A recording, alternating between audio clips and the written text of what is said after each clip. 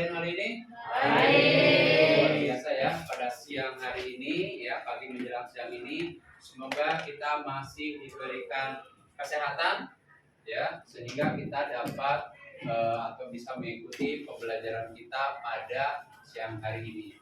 Sebelum kita memulai pembelajaran hari ini, kita akan berdoa terlebih dahulu yang akan dipimpin oleh ketua kelas. Silakan ketua kelas untuk memimpin doa. Teman-teman, sebelum kita memulai pelajaran kita di siang hari ini, kita berdoa pada kepercayaan masing-masing demi keberhasilan belajar kita. Dan Tuhan lindungi kami, lancarkan belajar kami hari ini. Semoga apa yang diajarkan oleh Pak Herja dapat memberi kita ilmu dan kita semua dapat memahaminya. Tuhan, berdoa Berdoa kepada Tuhan supaya kita selalu diberikan kesehatan, selalu diberikan kebahagiaan oleh Tuhan Yang Maha Esa. Hadir semua, ya. Kalau kelas 9D semangatnya luar biasa dalam mengikuti pembelajaran. Semuanya hadir dari pertemuan pertama, semuanya hadir. Pertemuan kedua juga hadir. Itu adalah bentuk komitmen kalian sebagai seorang pelajar. Silakan ikuti bareng.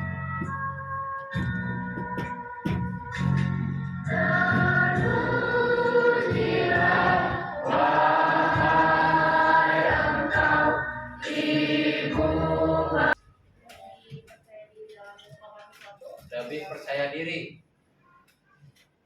manfaat berpidato dalam kehidupan sehari-hari. Yang kedua, apa selain percaya diri? Mudah mengungkapkan sesuatu. Apalagi?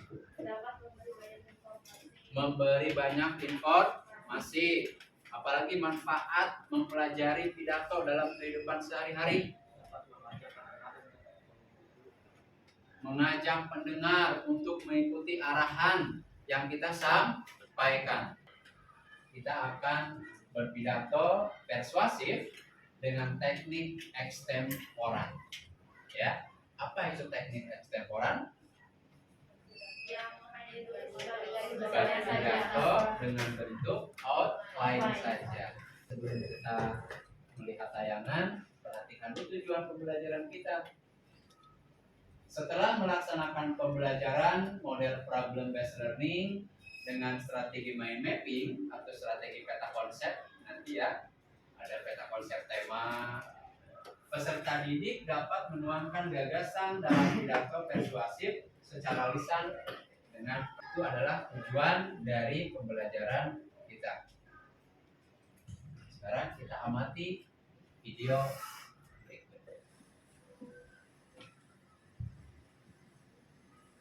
Assalamualaikum warahmatullahi wabarakatuh.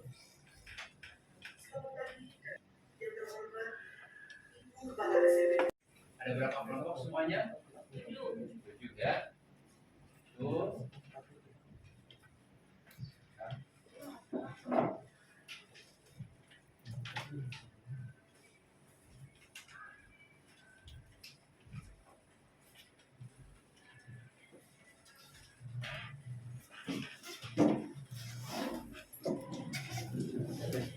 Baik, tolong diamati LKPD kalian.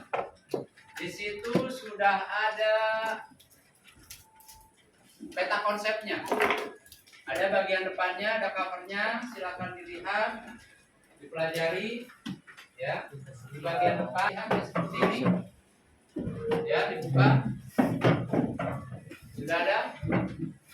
Itu adalah mind mappingnya atau peta konsep dari tema yang kalian nanti pilih. Ya, yang kalian pilih. Silakan pilih salah satu tema yang menurut kalian menarik. Ya, di situ ada berapa tema? Ada 4 tema. Silakan dipilih temanya. Nah, setelah mendapatkan temanya kalian nanti catat abstraksi solusinya dari permasalahan. Sekarang silakan gali informasi sebanyak-banyaknya HP kalian. Silakan keluarkan HP-nya, cari informasinya. Silakan Bapak beri waktu 20 menit untuk menggali informasi dan berpidato. Waktu dimulai, silakan. Ya. Silakan.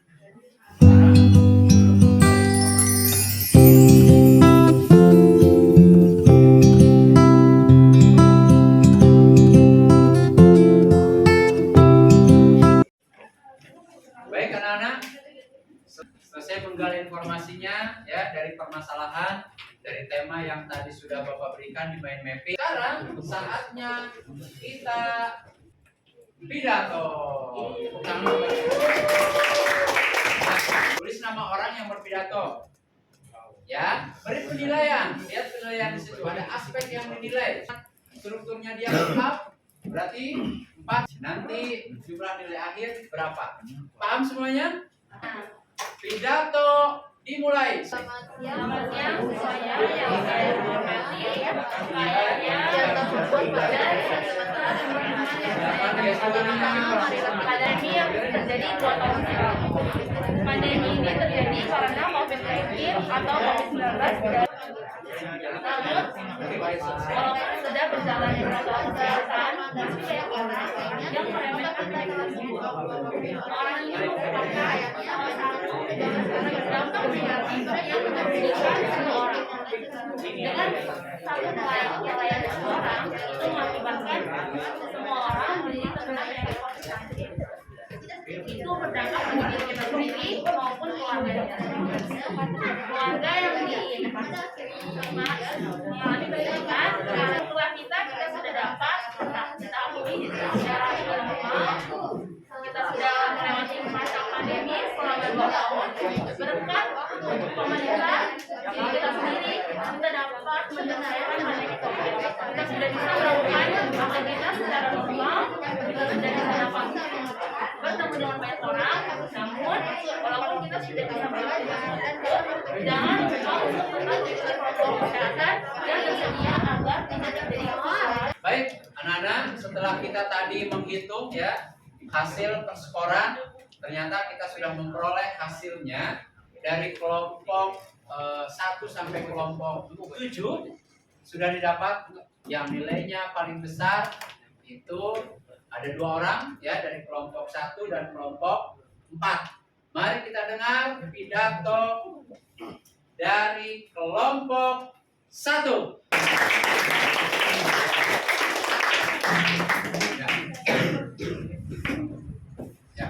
Selamat siang, salam sejahtera bagi kita semua yang terhormat Pak Yahya dan teman-teman yang berbahagia. Pertama-tama mari kita panjatkan puja dan puji syukur kehadiran Tuhan Yang Maha Esa karena berkatnya kita dapat berkumpul di sini dalam keadaan sehat. Terima kasih saya ucapkan atas tempat dan waktu yang diberikan kepada saya untuk berpidato di siang hari ini. Saya Farencia berdiri di sini di hadapan kalian akan berbicara mewakili generasi muda yang akan datang. Pada kesempatan kali ini saya akan membahas mengenai bagaimana caranya kita untuk belajar dengan giat di tengah maraknya game online.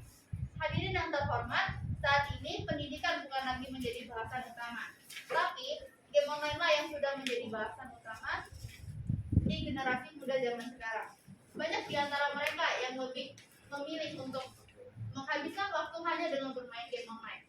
Pastinya tidak sedikit di antara mereka yang berpikir, apa salahnya jika kita menyenangkan diri dengan bermain game online? Sebenarnya apakah bermain game online merupakan kegiatan yang salah? Jika kita bermain game online secara terus-menerus sampai kita lupa waktu untuk belajar, makan, dan melakukan kegiatan yang lainnya, berarti kita telah membuang waktu dengan sia-sia. Sayangnya, banyak sekali anak muda zaman sekarang yang seperti itu. Mereka terobsesi untuk terus bermain game sampai mereka lupa waktu. Padahal kita bisa melakukan lebih banyak kegiatan yang lebih bermanfaat daripada hanya bermain game. Tidak sedikit di antara mereka yang lebih memilih untuk bermain game online daripada belajar. Pada akhirnya, saat ujian mereka akan mengalami kesulitan untuk mengerjakannya. Dan mereka akan mendapatkan nilai yang kurang memuaskan. Meskipun demikian, mereka tetap mengulangi kesalahan yang sama. Mereka beralasan karena mereka tidak tahu, mereka tidak mengerti akan materi yang harus mereka pelajari, mereka tidak memiliki cukup waktu untuk belajar, dan masih banyak alasan lainnya. Terdapat banyak cara yang bisa kita lakukan untuk mengatasi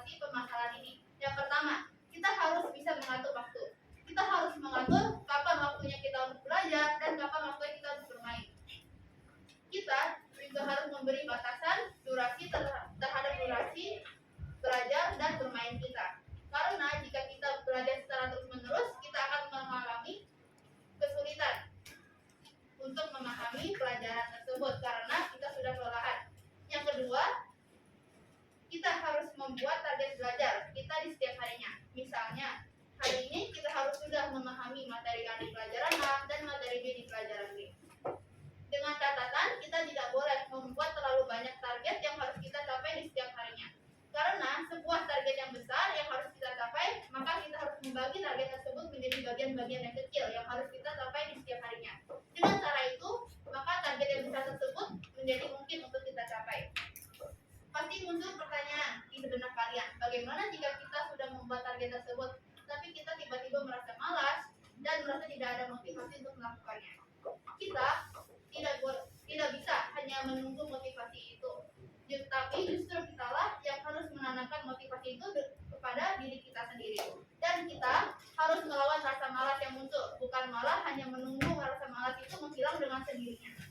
Oleh karena itu, marilah kita menggunakan waktu dengan bijak. Jangan sampai kita merasa menyesal di kemudian hari karena kita telah membuang-buang waktu dengan sia-sia.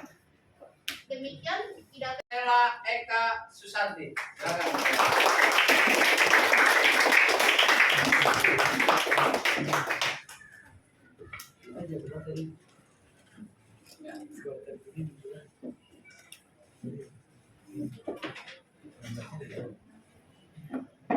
Selamat pagi semuanya, selamat salam sejahtera bagi kita semua. Yang saya hormati, Pak Yahya selaku guru bahasa Indonesia kita yang mengajar kita di pagi hari ini, serta teman-teman yang saya banggakan. Pada kesempatan kali ini, saya akan berpidato tentang di era new normal. Hidup era new normal ini sudah berlangsung sejak 2022 akhir. Kita sudah melakukan aktivitas pembelajaran tatap muka di Indonesia. Indonesia sudah mengalami masa-masa pandemi yang terlewati. Pada tahun 2 tahun silam, kita mengalami virus COVID-19 yang berasal dari Wuhan atau China di akhir Desember 2019. Virus ini terjadi karena salah satu orang yang membawa virus ini ke negara Indonesia, yang mengakibatkan dampak negatif bagi seluruh kita semua. Salah satu dampak negatifnya adalah kita mengalami beberapa kerusakan serta penyakit yang kita sudah tidak alami. Saatnya kita untuk evaluasi penampilan dari teman-teman kalian, baik tadi berpidato secara berkelompok atau tidak. Bagaimana dengan teknik mind mapping dan pidato bersamaan tadi? Apakah menarik atau tidak? Menarik. Menurut kalian lebih menambah kepercayaan diri? Rasa nervous itu akan agak hilang gitu ya. Nah, sekarang kita evaluasi penampilan yang tadi teman kalian yang sudah tampil. Dari segi pembuka, isi, penutup, teman kalian sudah tampil dengan baik. Sudah dipaparkan, pembukanya ada, isinya ada, penutupnya ada. Sekarang dari segi penampilannya, gesturnya. Ada gesturnya? Oke, baik anak-anak. Sepertinya itu saja yang bisa saya sampaikan pada siang hari ini. Ya, saya berharap dari akhir pelajaran ini kita tidak berhenti sampai di sini. Saya harap kalian mengembangkan terus kemampuan kalian dalam berbicara.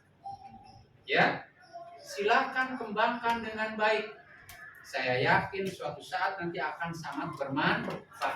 Sebelum kita tutup, kita akan berdoa terlebih dahulu.